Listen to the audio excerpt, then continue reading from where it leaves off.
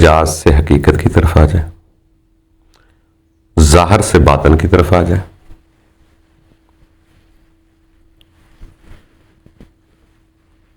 ये झूठ से सच की तरफ आ जाए, ये कोई अलग नहीं होती है।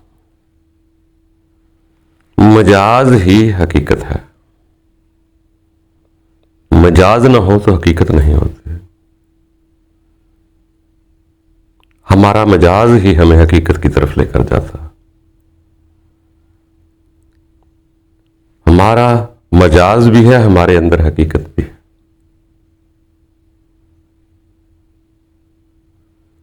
हकीकत उस असल को कहते हैं जो छुपी हुई जड़ का नाम, जो असल है।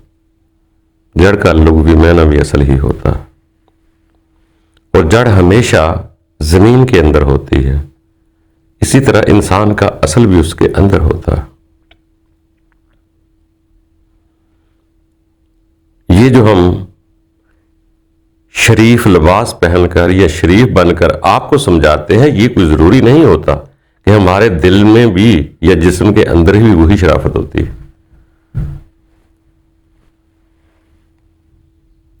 बल्कि जाहिर की शराफत से आप जल्दी काबू में आ जाते हैं। हकीकत तो और होती है। बाहर से तो सुथरे जितने मर्जी बन जाए, कपड़े पहने, अच्छे साबुन इस्तेमाल कर ले, सारा कुछ कर ले, मगर अंदर को पाक करना बहुत मुश्किल होता है। बड़ी मुद्दत चाहिए सफाई होने के लिए। क्या नफ्स को मारना इतना आसान है? ख्वाहिशात को मारना इतना आसान है? ये कोई डिजाइन नहीं जो कैंची से सीधा कर दिया जाएगा, बहुत मुश्किल है।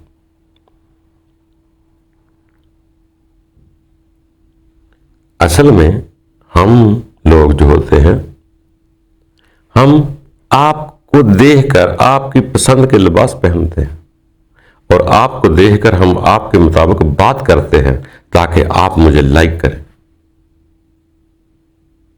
हकीकत यह है कि आप लोग भी कुछ ऐसा करते हैं कि हमें सच नहीं बोलने देते। कोई हम जैसे जाहिर प्रस्त होते हैं जो सच नहीं बोल सकते, क्योंकि सच बोलते हैं तो आप भागते हैं, और आप ना होंगे तो सुनाएंगे किस तरह को। इसीलिए ज्यादातर लोग फिर झूठ बोलने पर मजबूर हो जाते हैं, क्योंकि आप सच सुनना नहीं चाहते। कौन कहेगा कि जो मुझे इल्लत पड़ी है इसके खिलाफ बात करे? जो मेरी आदत है वो अच्छी है या बुरी है, ये तो बात का मैटर है। अगर मुझे 10 बजे सोने की आदत है, उठने की आदत है, तो मुझे कोई कहे कि 5 बजे उठने वाले सही होते हैं, 10 बजे उठने वाले गलत होते हैं, तो मैं कैसे उसको बर्दाश्त करूंगा?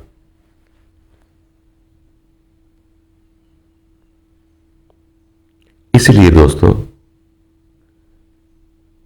ये आपकी पूरी जिंदगी है। पूरी जिंदगी को आपने ईमानदारी से गुजारने की कोशिश करते रहना है। ये नहीं होता कि एक जगह जाके तो हम किसी फूड़ी पे, किसी जगह पे जाके हम अच्छी संगतों में बैठ जाते हैं, अच्छे दरबारों में बैठ जाते हैं, अच्छी सफों में बैठ जाते हैं तो हम नेक हो गए। ऐसा तो नहीं होता कि इधर नेक हो जाए और इधर बद हो जाए। ये अच्छा नहीं होता कि जहां हमारे पैसा कमाने की बारी हुई, अंधाधुंध जो मर्जी जुल्म ज्यादती कर जाओ। जब हम अच्छे लोगों को बैठते तो वहां अच्छा बन के दिखाते हैं हम तो बहुत अच्छे हैं। जहां हम कारोबार करते हैं वहां छुरियां चलाते हैं। क्यों? अच्छे में बैठना तो इसलिए था कि हम अच्छे काम करें।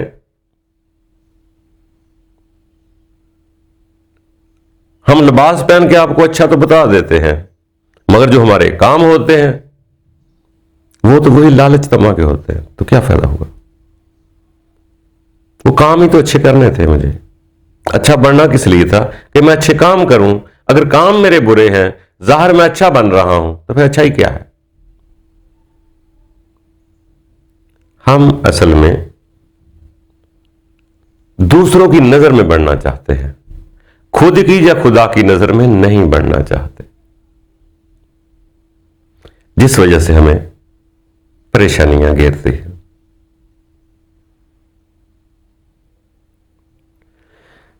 दोस्तों, सच कड़वा जरूर होता है। अगर मैंने चोरी की है तो मुझे पता है मैंने चोरी की है, मगर मैं ये चाहूंगा कि मुझे कोई चोर ना कहे।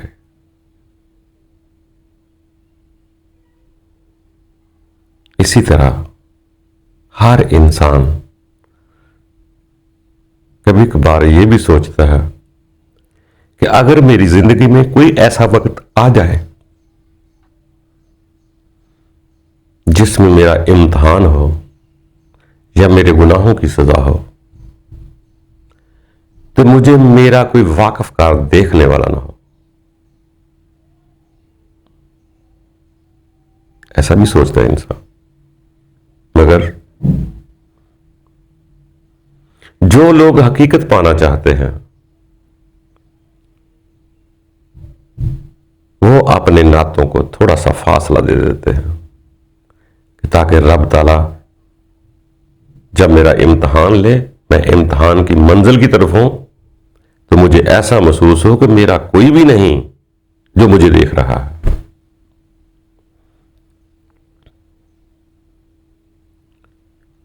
इसीलिए सियाने लोगों ने फरमाया कि इंसान इबादत कर करके यकसू होकर इतना यक हो जाता है कि उसे दुनिया की ये जिंदगी धुंधली लगती है, ना अपनी जिंदगी लगती है ना कोई अपना लगता है।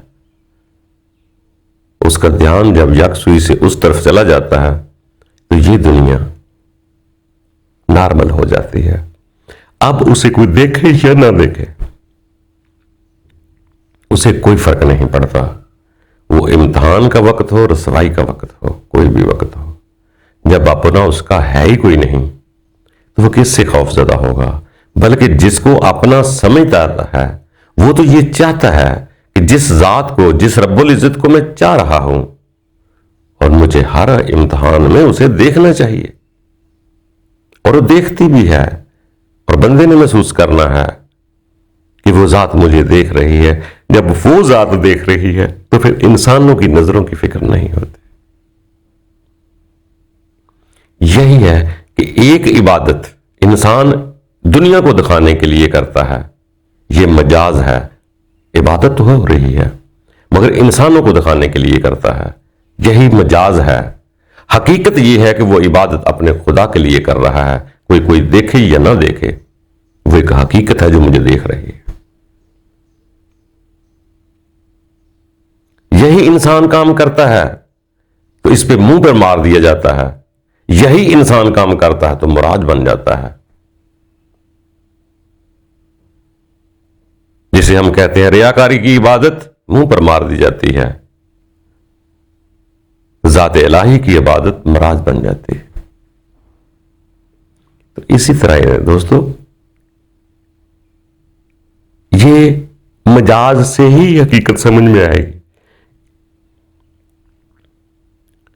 पहले मजाज ही होता है, पहले मजाज की मोहब्बतें देखे, उसमें कितना लज्जत प्यार सुकून होता है। जब वो नहीं मिलती, टूटता है, तो उसको हकीकत की एक मोहब्बत नजर आती है। उसमें भी वो वैसा ही होता है कि उसे कुछ नजर नहीं आता, बस अपने रब की जात के अलावा कुछ नजर नहीं आता। उसे ऐसे महसूस होता है कि हर शहर रब्बुल इज्जत की, जमीन और आसमान के दरमियान हर शहर रब्बुल इज्जत की है। जब वो इस नजर से देखता है तो वो हकीकत की तरफ चला जाता है। जब अपनी नजर में देखता है तो ये मेरा है, ये मेरा है, ये मेरा है। जब उसकी नजर के देखता है तो सब कुछ मेरा भी होता है मगर उसकी वजह से होता है। पहले मैं का मेरा था, अब उसकी वजह से मेरा है। पहले वो मैं के मेरा था, मेरी चाशनी थी, अब वो मेरी नहीं, उसकी वजह से मेरा है कि वो रब का है इसलिए मेरा है।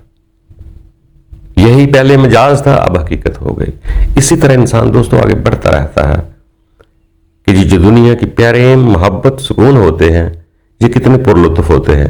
इसलिए इंसान उस हकीकत की लताफत की तरफ जाता है जिसे अमन सुकून सलाम रब कहा जाता है। इंसान आगे बढ़ता रहता है, फिर एक वक्त इतना समा आ जाता है कि हर वक्त सुकून में रहता है और शांति में रहता है, अंदर उसका फिर परेशान नहीं होता। मिजाज उसका जितना जो मिजाज को जो मर्जी हो जाए, मिजाज खराब हो जाए, मिजाज सड़ जाए, मिजाज मर जाए, मिजाज को जख्म लग जाए, मिजाज की फिक्र नहीं। जब हकीकत जुड़ जाती है तो मिजाज की अहमियत खत्म हो जाती है। मिजाज पर पड़ती है तो हकीकत निकलती है। बस ऐसे ही कुछ राज हैं जो आस्ता आस्ता इंसान को नमूदार होते जाते हैं। हकीकत फिर वो नहीं नजर आएगी आपको जो नजर आ रही है। हकीकत वो है जो छुपी हुई है। जो नजर आ रहा है वो जाहिर है, जो असल है वो छुपा हुआ है, वो जड़ है। दरख्त की शाखें नजर आती, फल नजर आते, पत्ते नजर आते हैं, मगर उसका असल उसकी जड़ है जो जमीन के अंदर छुपी हुई है। अगर वो ना हो तो ऊपर वाला कोई हिस्सा नहीं होता। न फल होते, न टहनियां होती, न दरख्त होते हैं। वो सारा कुछ उस असल की वजह से है जो जाहिर नजर आ रहा है। तो इसलिए जाहिर को देखकर लोग अपने असल की तरफ जाते हैं। इसी तरह जो जिस्म जाहिर नजर आ रहा है ये असल नहीं, ये जाहिर है, इजहार कर रहा है किसी और शय का। बुनियाद कुछ और है, असल मेरा कुछ और है। असल मेरा अंदर है, बाहर तो मेरा जाहिर है। हम जाहिर को देखने के आदी और ज्यादातर अक्सरियत में लोग जाहिर को दिखाने के आदी। हमने कभी नहीं सोचा हकीकत क्या है। अगर मैं अपनी हकीकत नहीं जानता तो आपकी कैसे जानूं? आपकी तो आपके अंदर छुपी हुई है। मैं तो आपको जाहिर से देख रहा हूं, आपके हुलिये से अंदाजा लगाऊंगा कि आप कौन हैं। बदमाश हैं, चोर हैं, डाकू हैं, शरीफ हैं, जो कुछ भी है, मगर आपके अंदर क्या है वो मैं नहीं जानता। तो जो असल है वो तो अंदर छुपा हुआ है और हकीकत वही है आप जो आपका असल है। इसीलिए दोस्तों बस इस जाहिर से बातन की तरफ जाएं, मिजाज से हकीकत की तरफ जाएं। मिजाज में ही दूसरी हकीकत छुपी हुई है। बाकी आगे बढ़ते रहे। ये बातें थोड़ी सी हैरान कौन होती हैं, मगर जो होती तो उसी के लिए होती हैं जिसके अंदर वो असल होता है। जो असल जानना चाहता है वो उनसे सबक से ले लेता है, आगे बढ़ सकता है। किसके लिए बोला जा रहा है इसका कुछ पता नहीं होता। हो सकता है जब किसी को समझ आनी होती है हम वहां मौजूद ना हो। बहुत सारे ऐसी चीजें होती हैं जो बोलने में हमारे लिए नहीं होती, वो किसी और के लिए होती हैं, इसीलिए तो बोली जा रही है। जो बोल लेता है आदमी, जो इल्म बतला देता है, वो अपने लिए नहीं होता, वो किसी के लिए था, चला गया। अपने को तो किसी और चीज की जरूरत होती है। तो इसी तरह दोस्तों ये खुद ब खुद ही एक दिन राज खुल जाएगा कि खुद ब खुद क्यों हो रहा है, वो चीजें क्यों मेरे पास आ जाती है, वो क्यों सुनने के लिए ऐसी बातें मेरे सामने आ जाती हैं, क्यों ऐसे परिंदे उड़ते हुए मेरे सामने आ जाते हैं जो आपके दिल को इत्मीनान दे देते हैं। तो ये कुछ जरूरी नहीं जो किसी ने बोला है वो आज बोला है कल सुन लेगा। अल्लाह जाने बोलने वाला यहां हो भी ना हो, पाने वाला कब पाए। वही सदका जारिया होता है। दोस्तों अकल से थोड़ा सा आगे बढ़े।